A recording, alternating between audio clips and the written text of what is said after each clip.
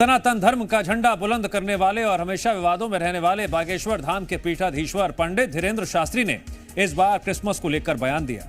बाबा ने क्रिसमस के मौके पर फिर से एक बार हिंदू राष्ट्र की बात दोहराई है।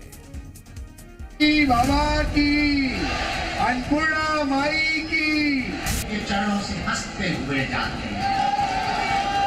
इस देश में रहने वाले ईसाई भी हिंदू हैं।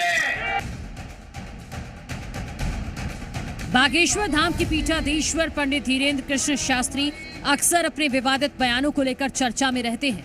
ऐसे में क्रिसमस डे से एक दिन पहले पंडित धीरेन्द्र कृष्ण शास्त्री एक बार फिर अपने बयान को लेकर चर्चा में हैं।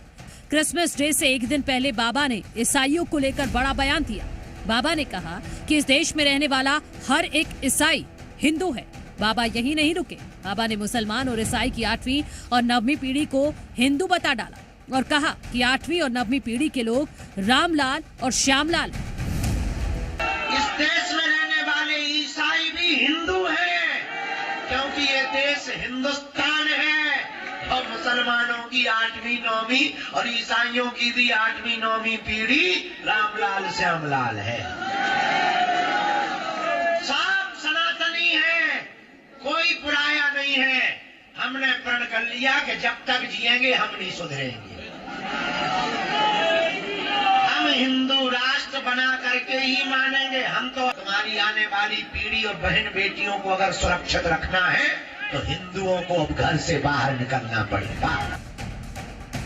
बाबा का कहना है कि सभी सनातनी हैं और कोई पराया नहीं है।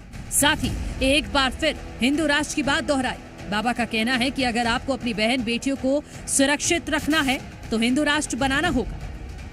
बाबा ने हिंदुओं को एक करने के लिए हिंदू एकता यात्रा भी निकाली थी। यात्रा के दौरान भी बाबा ने कई बयान दिए जो चर्चा में रहे।